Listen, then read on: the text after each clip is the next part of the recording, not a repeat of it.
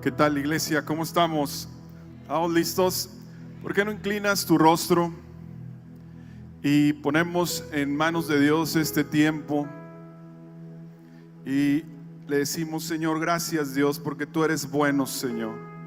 Gracias, Señor, porque tu fidelidad, Señor, son para siempre nuestras vidas. Y el día de hoy, Señor, estamos aquí delante de ti, Señor, sabiendo que eres un Dios de poder, que eres un Dios de milagros, Señor. Te pido que en este tiempo tú puedas usar mis labios, puedas usar, Señor, a mí como persona, Dios, para que hables a tu iglesia. En el nombre de Cristo Jesús. Amén, amén, amén. Pues bueno, hoy hay un mensaje muy especial de parte de Dios, que es toda la armadura. El día de hoy Dios nos va a animar a que tú y yo podamos ponernos la armadura de Dios. Que esa armadura sea su palabra, que esa armadura sea su gracia, su amor. ¿Cuántos hemos experimentado un momento de batalla en nuestra vida? ¿Has experimentado alguna vez un momento de batalla? Tus pensamientos, la enfermedad, la crisis, todas aquellas dificultades que en nuestra carne vivimos, pues somos humanos. Pero también hay otras batallas interpersonales entre nosotros como personas, como seres humanos.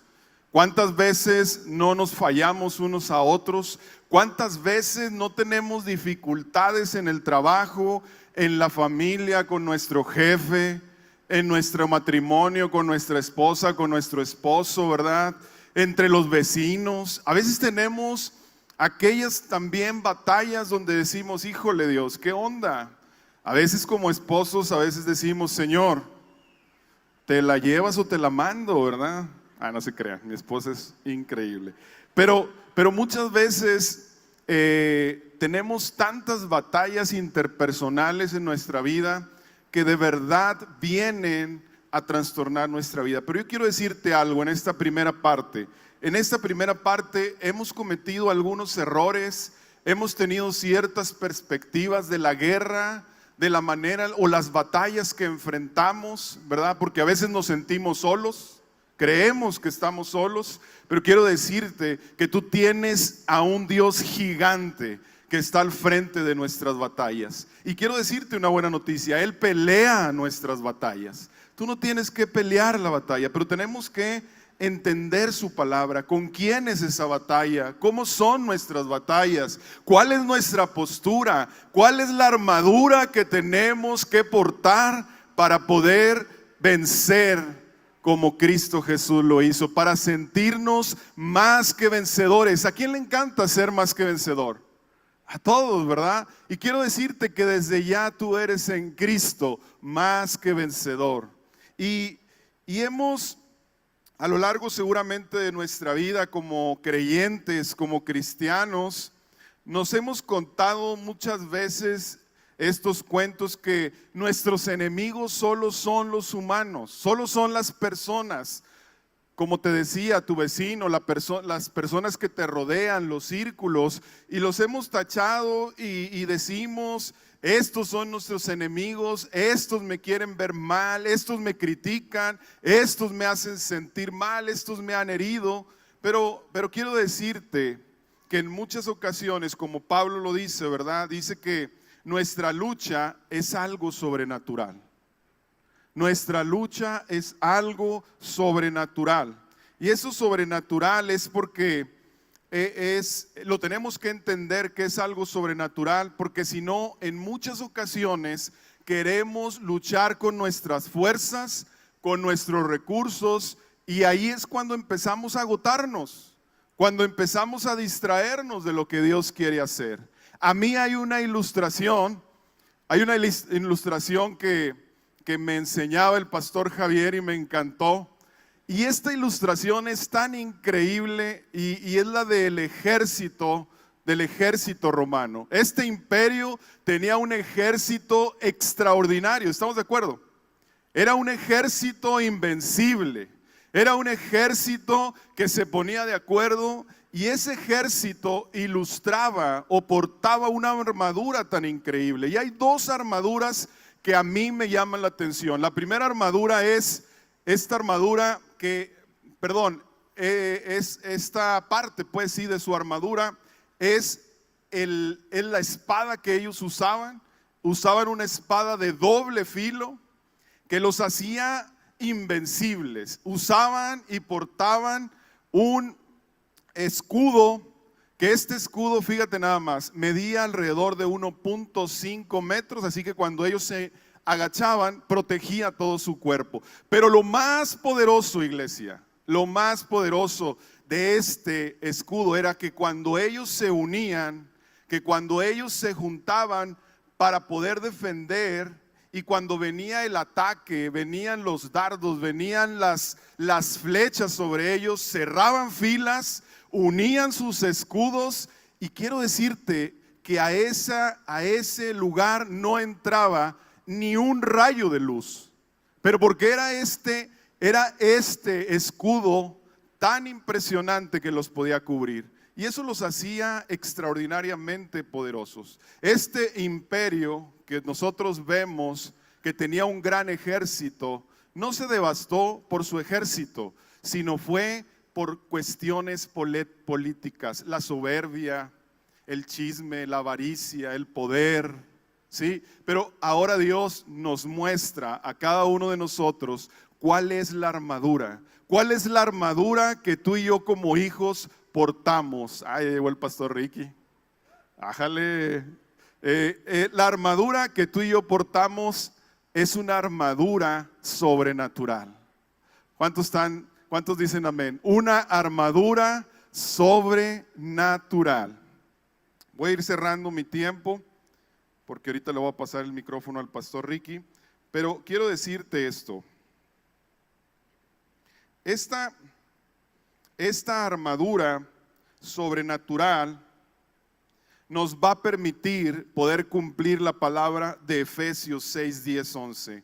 Y nos dice una palabra final: sean fuertes en el Señor y en su gran poder. Pónganse todos la armadura de Dios. ¿Para qué? Para poder mantenerse firmes contra todas las estrategias del enemigo. La palabra de Dios es nuestra armadura. Esa armadura nos hace ser invencibles. Somos más que vencedores. Cualquier situación que el día de hoy tú tengas, quiero decirte que en Cristo Jesús tú eres vencedor. Que su palabra te va a dar recursos y en esta mañana te va a llenar tanto para decir: wow, yo soy ese hijo de Dios. Dios es mi Padre. Cristo Jesús venció todo en la cruz del Calvario y hoy tengo acceso a su palabra para poder decir: yo soy una mujer, un hombre protegido. Mi familia tiene cercos, tiene muros de protección. Y yo soy un sacerdote que dirige mi familia hacia Cristo Jesús, donde van a estar seguros. Y quiero decirte que en esa promesa los mejores días para nuestra vida están por venir. Así que, iglesia, pues qué increíble es nuestro Dios. El pastor Ricky te va a hablar de dos errores que cometemos como creyentes, y luego nos va a invitar a ponernos la armadura de Dios. Amigo, bienvenido, dale un fuerte aplauso a él.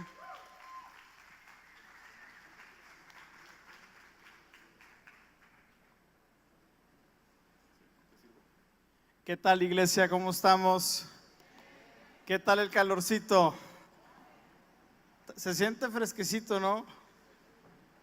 ¿O soy yo solamente?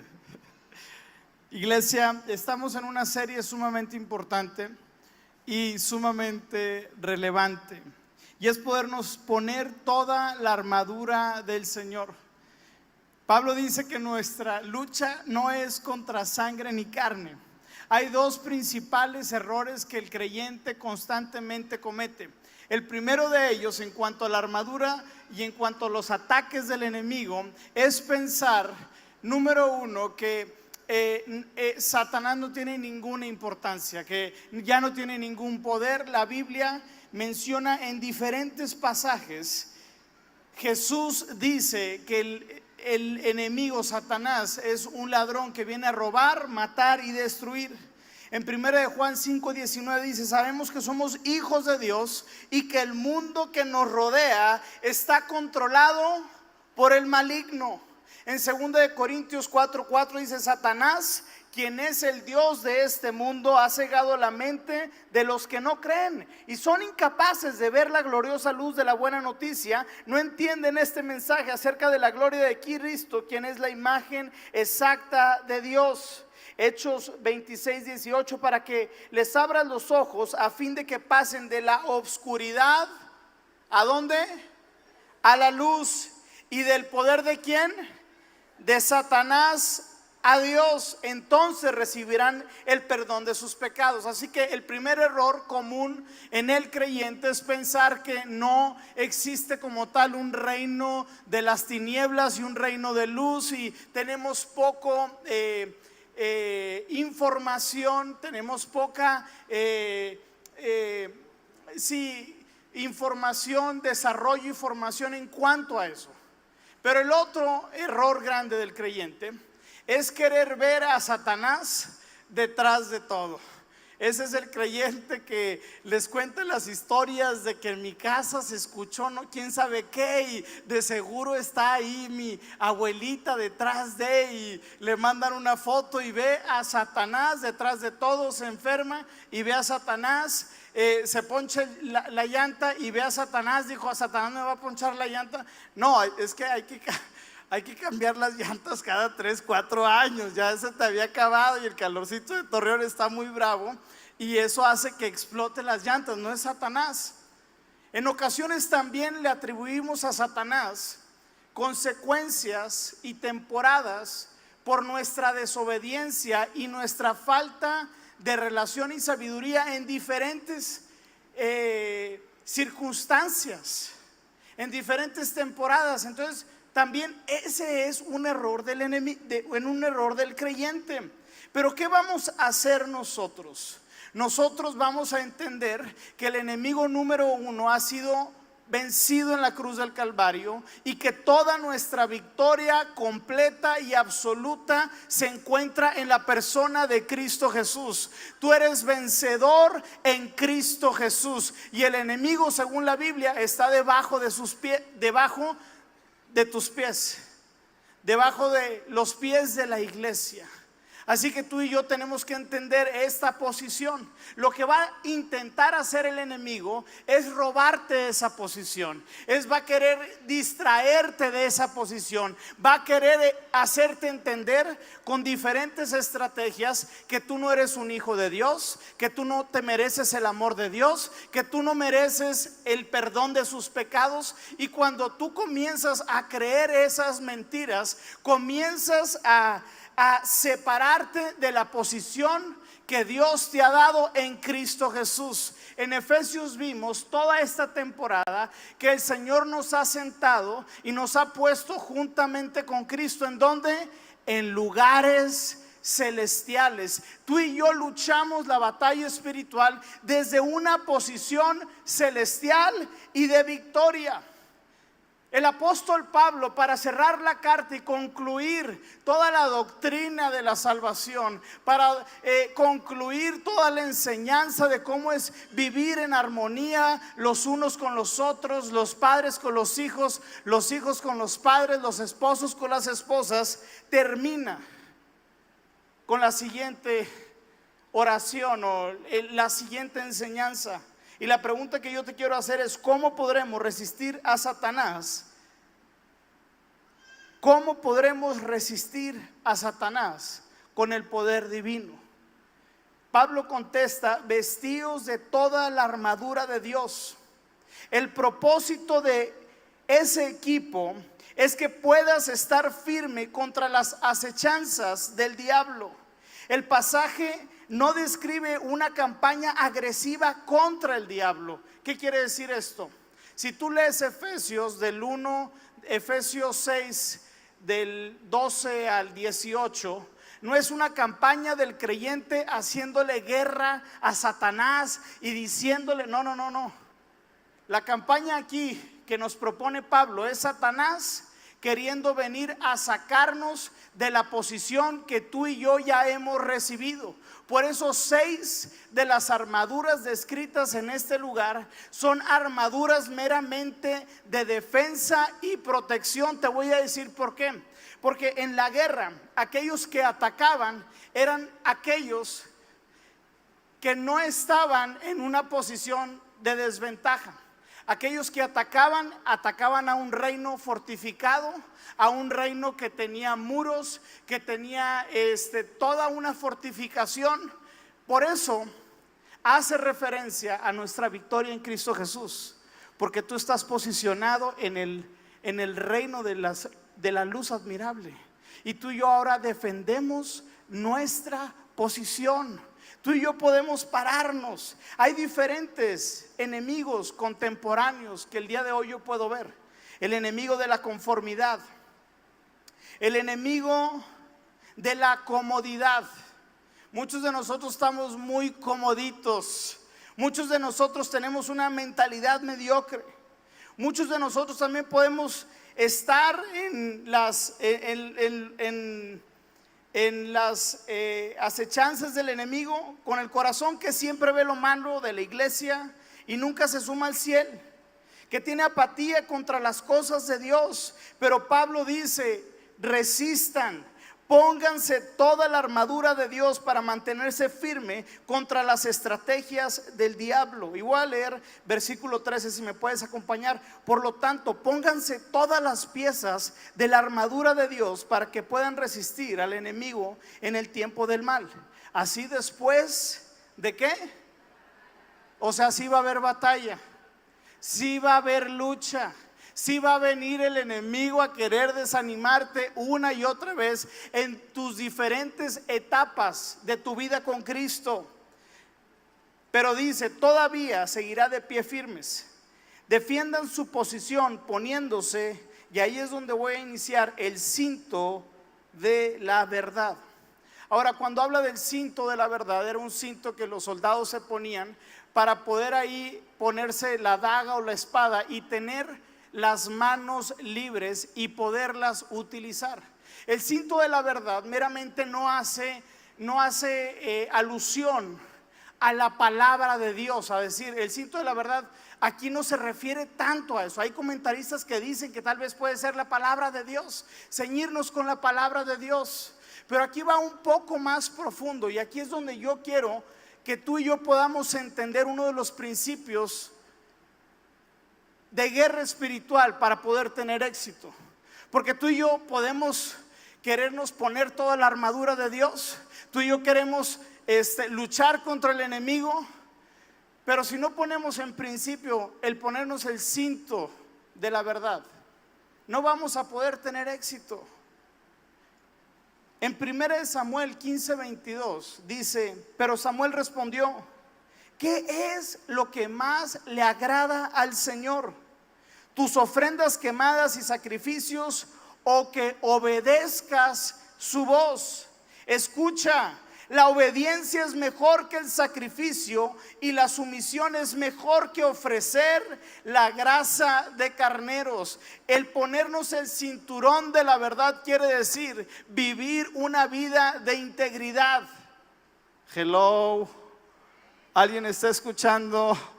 Lo que Dios quiere en tu vida para que tengas éxito es que vivas una vida de integridad.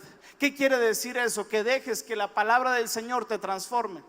Que a medida que tú caminas con el Señor y pasas tiempo con el Señor, tu vida comienza a tener algunos cambios. Si tú eras un esposo que hablaba mal a tu esposa y que la maltrataba y que la hacías a exasperar a ella y a tus hijos, ceñirnos con el cinturón de la verdad quiere decir que lo dejas de hacer. Si eres una mujer que mal hablada, que maltrata al esposo, porque ya hay unas que me traen a los pobres hombres, yo les digo, ya déjenlos por favor, pero eso también está mal. Y ni los dejaron reírse a los hombres, porque mira, pobres hombres. quiere decir que hay un cambio. Si eres una persona de constante chisme, de calumnia, que habla mal de las personas, ceñirnos con el cinturón de la verdad quiere decir que la verdad del evangelio viene a limpiar nuestras manos, y tú y yo tenemos transparencia.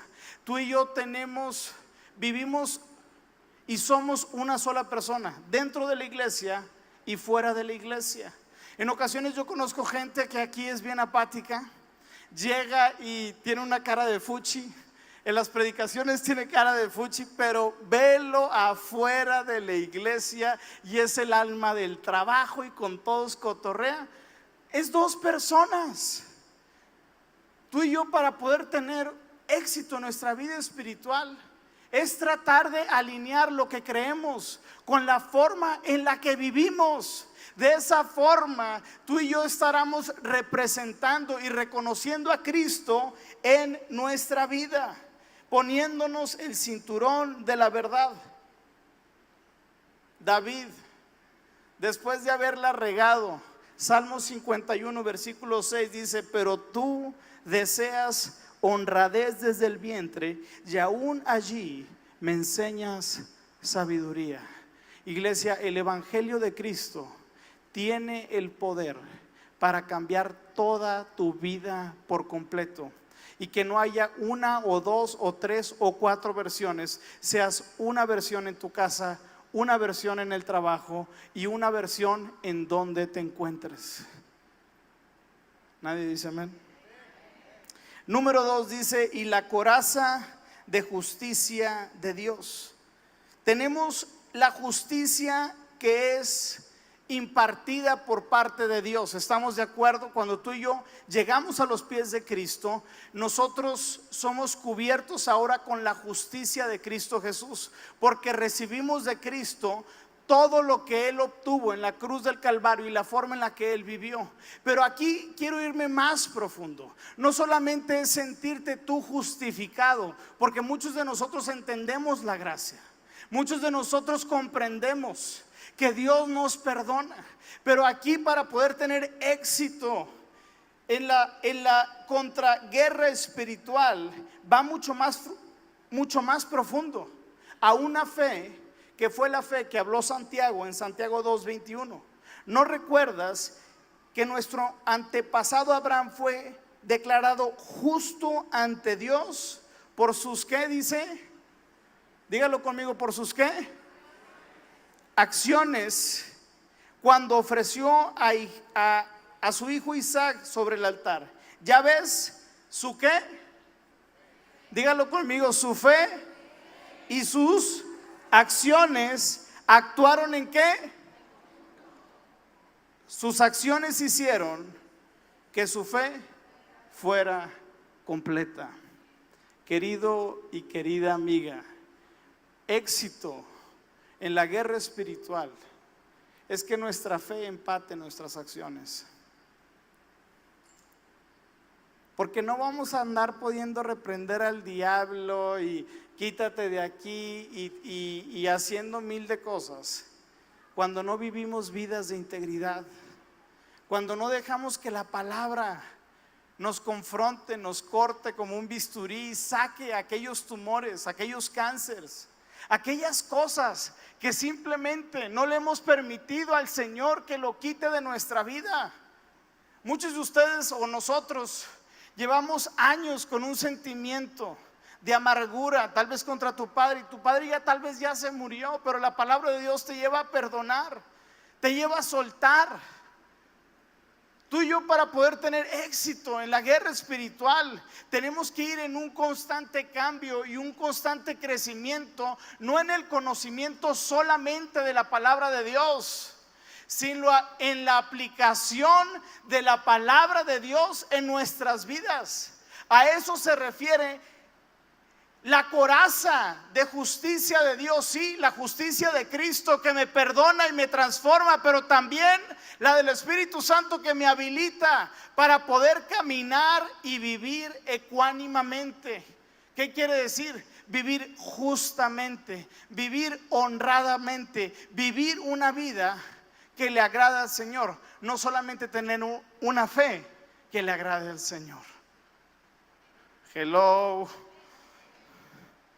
Así que pónganse, número 3, pónganse como el calzado la paz que proviene de la buena noticia, a fin de estar completamente preparados. Diga conmigo, completamente preparados.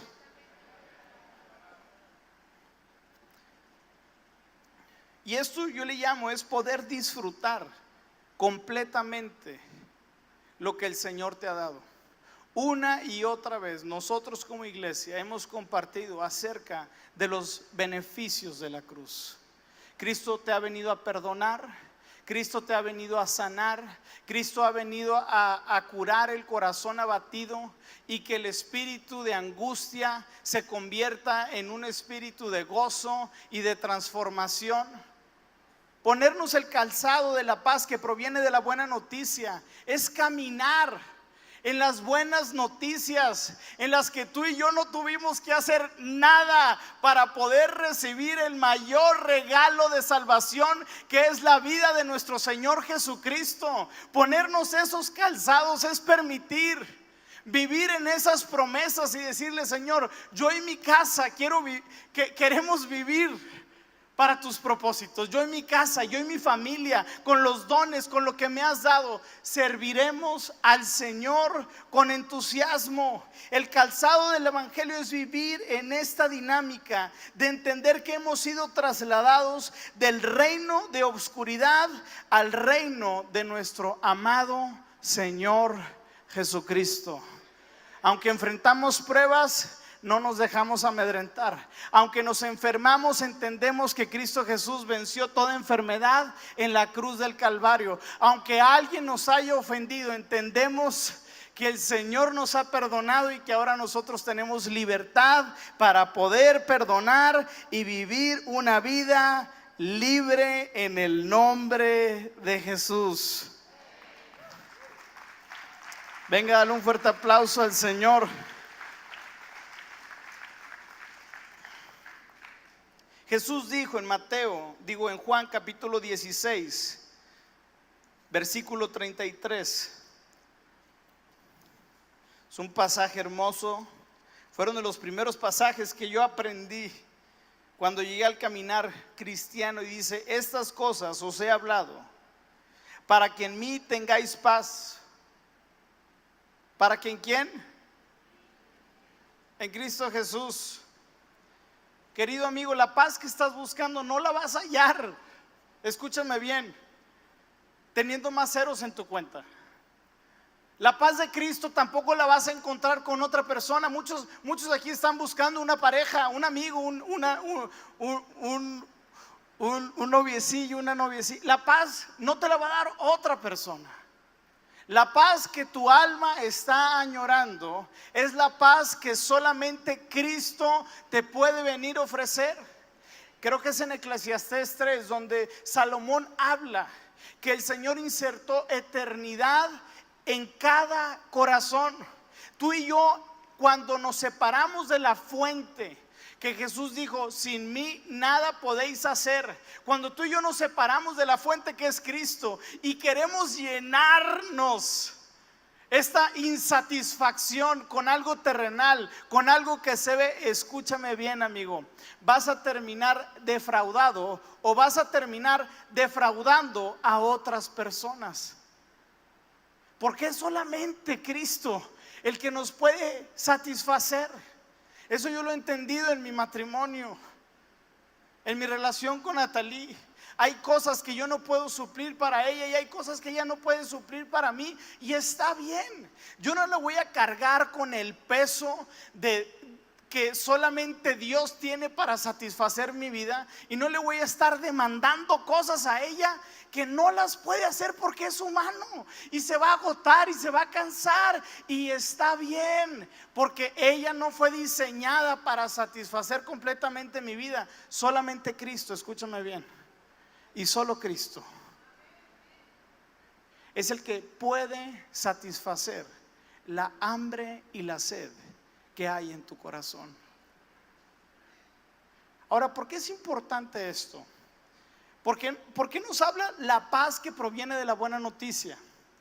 Es importante porque una de las estrategias principales del enemigo es venir y traer amargura a tu corazón y resentimiento.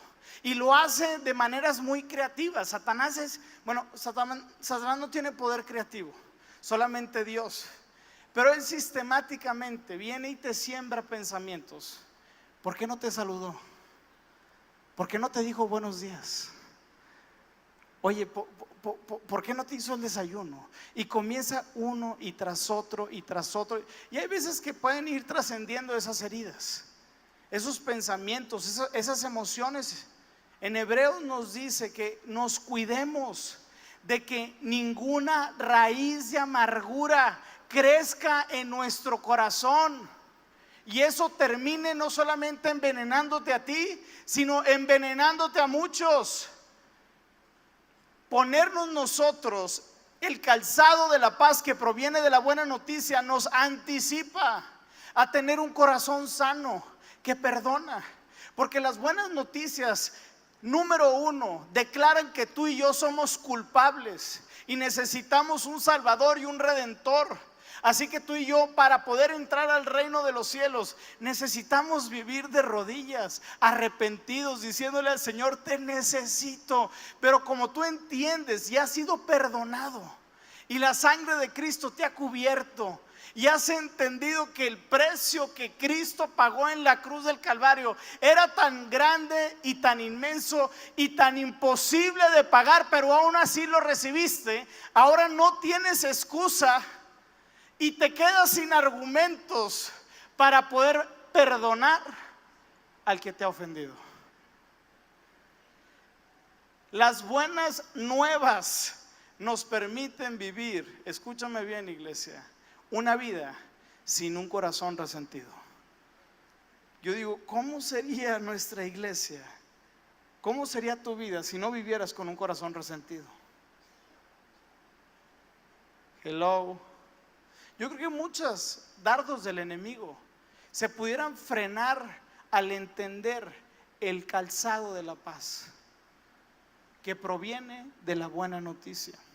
Por eso la vida del creyente no podemos desasociarla de un constante crecimiento en el reconocimiento de Cristo en nuestras vidas. ¿Qué quiere decir esto? Que tú cada día puedes ir en aumento en el conocimiento de las buenas nuevas que te permitan vivir ante cualquier circunstancia una vida de paz. Y a medida que tú vas creciendo y que tú te vas desarrollando y que vas enfrentando la prueba y que vas enfrentando la dificultad y vas teniendo experiencia de Cristo sobre las situaciones, tu fe va creciendo. Y cosas que antes te movían ya no te mueven. Y cosas que antes te ofendían ya no te ofenden. Y cosas que antes te hubieran hecho salirte de la iglesia, irte corriendo al bar, con el alcohol, con los amigos, aquí y allá, ya no lo haces. ¿Por qué? Porque ha habido una experiencia de Cristo en tu vida y Cristo se ha hecho real en tu corazón. Para eso también son las pruebas, las dificultades y los ataques del enemigo, para que tú reconozcas que Cristo te ha dado toda autoridad en su nombre, y mayor es el que está en mí que el que está en el mundo, iglesia. Mayor es el que está en mí que el que está en el mundo. Así que hemos hablado del cinturón de la verdad que le permitía a los soldados tener las manos libres, y eso me habla de vivir una vida de transparencia real. Alguien que se esconde las manos es porque hay cosas que quiere ocultar, pero alguien que tiene las manos visibles es alguien que vive de una manera transparente. Número 2, hablamos de la coraza de justicia, y estoy hablando de la justicia que proviene de Cristo, pero también la que nos hace accionar, como dice Santiago, que la fe y las acciones trabajaron en conjunto. Sí, porque aquí queremos desatar promesas y todo, y nuestra vida está completamente desalineada con las cosas de Dios. Sabes, yo he entendido que en Cristo ya tenemos todo. Y que tú y yo no podemos hacer algo más para poder recibir algo de lo que ya Dios ya nos ha dado. Pero en ocasiones nuestra inmadurez y nuestra falta de conocimiento nos impiden crecer en nuestro caminar con Cristo. Y eso nos impide poder experimentar a Cristo completamente. ¿Sabes por qué? Porque nos distraemos con la carnalidad. Viene la prueba y nos agüitamos y nos tiramos y no salimos de la prueba número 1. No, mi amigo, no, mi amiga. La gran recompensa de pasar una gran batalla, ¿sabes cuál es? Una batalla más grande. Nadie se animó, yo lo sé, pero el Señor nos lleva de victoria en victoria, iglesia. Número 3 hablamos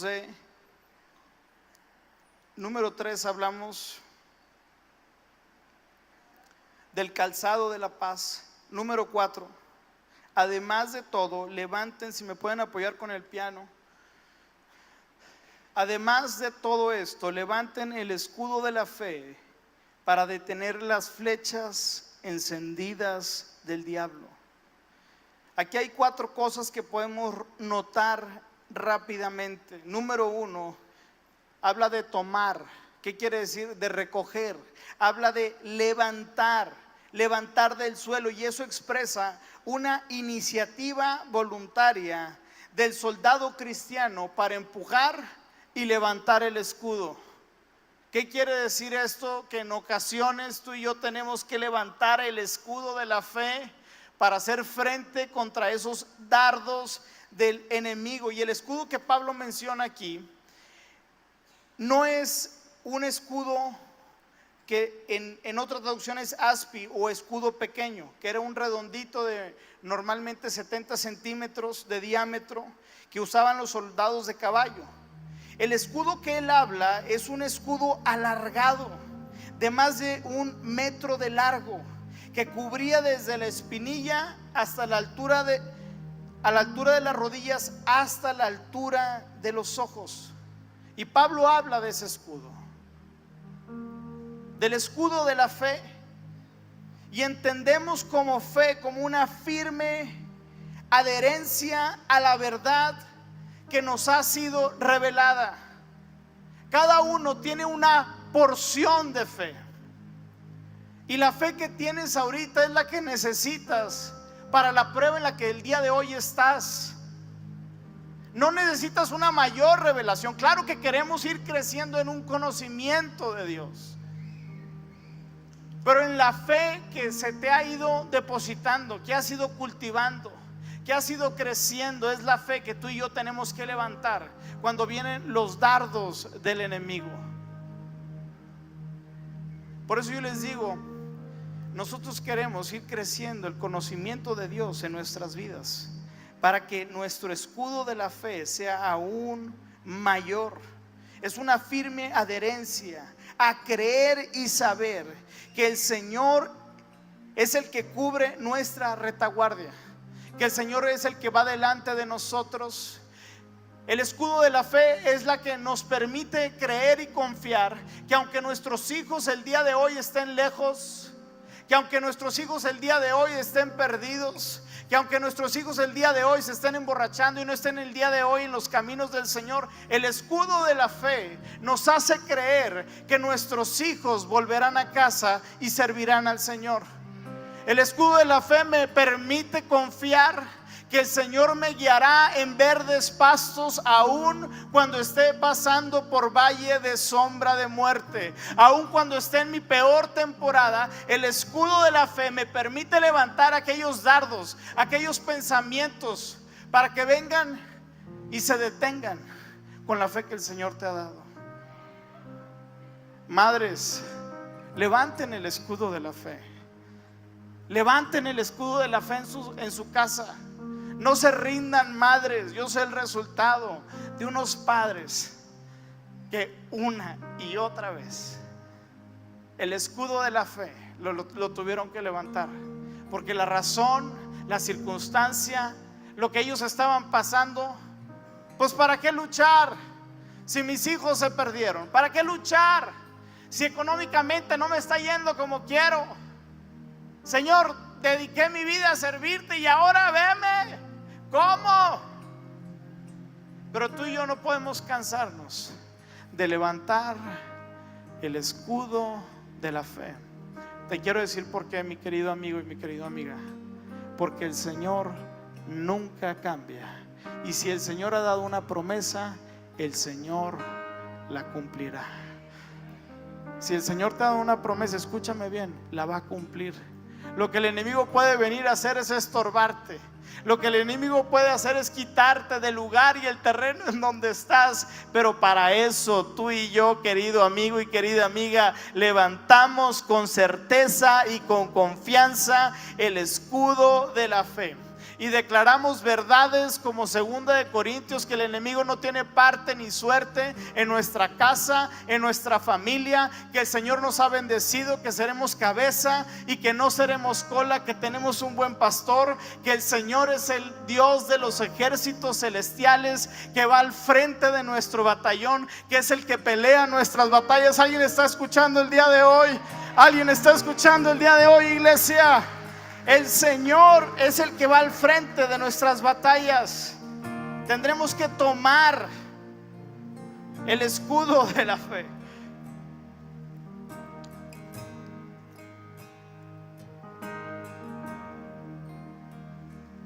Luego,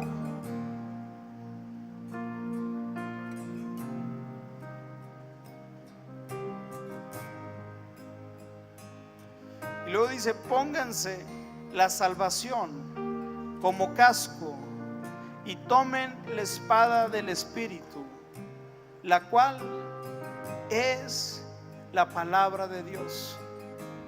Y no me va a dar tiempo para poder hablar sobre el casco y tampoco sobre la espada del Espíritu. Pero Pablo concluye estas 6 herramientas de batalla para poder describir nuestra lucha. Pero la culmina con una séptima, y esa séptima es la oración. Para poder hacer que funcionen todas estas herramientas, hay un lugar, y ese lugar se llama la oración. Por eso él insiste y urge a la iglesia de Éfeso, y ahora lo hace nosotros. Dice así: oren en el Espíritu en todo momento y en toda ocasión. Manténganse alertas y sean, ¿qué dice? ¿Y sea qué? Persistentes. Si lo pueden poner, Efesios 6:18. Oren en el Espíritu, dice, en todo momento y en toda ocasión. Manténganse alertas y persistentes en sus oraciones por todos los creyentes en todas partes. ¿Por qué no nos ponemos de pie, iglesia? Y rápidamente ponte de pie, échame la mano.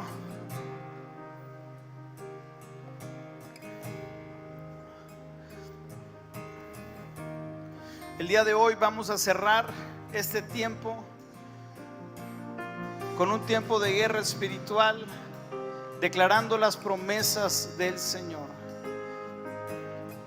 ¿Por qué no cierras tus ojos, levantas tus manos? Y el día de hoy reconocemos, Señor, que tú eres el Señor, que has vencido al enemigo en la cruz del Calvario, Señor. El día de hoy nos ponemos el cinturón de la verdad, Señor.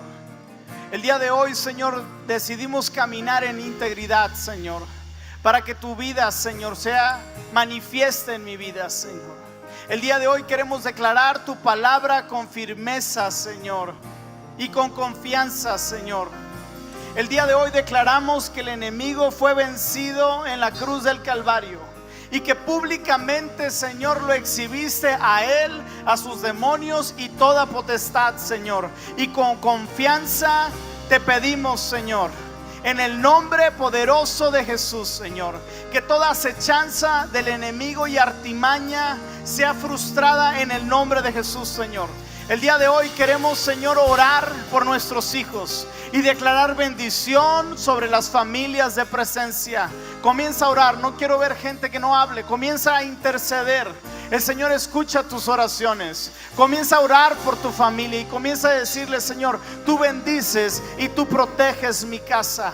En el nombre de Cristo Jesús, aplicamos la sangre de Cristo sobre nuestros hijos, sobre nuestras hijas. El día de hoy cubrimos con tu sangre preciosa, Señor, a los matrimonios de Presencia, Señor, declarando que el enemigo no puede venir a dividir, a destruir, a quebrar, Señor, lo que tú has unido en el nombre de Jesús, Señor. Toda enfermedad, si el día de hoy tienes enfermedad, quiero decir, eres libre de esa enfermedad en el nombre de Jesús. Por las llagas de Cristo hemos sido sanados, dice la palabra. Y el día de hoy, Señor, yo te quiero pedir que traigas libertad en el nombre de Jesús. Libertad al alma afligida, libertad, Señor, al cuerpo que está enfermo.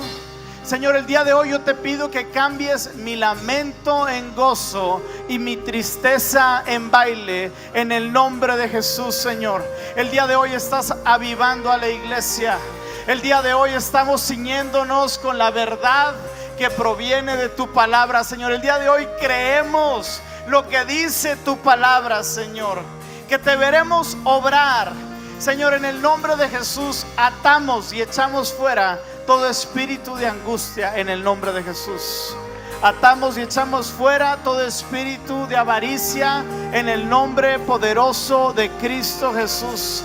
Señor, el día de hoy atamos y echamos fuera toda enfermedad que viene a interrumpir tus planes, Señor, en el nombre de Jesús, Señor. Yo el día de hoy, Señor, quiero hablar a esas personas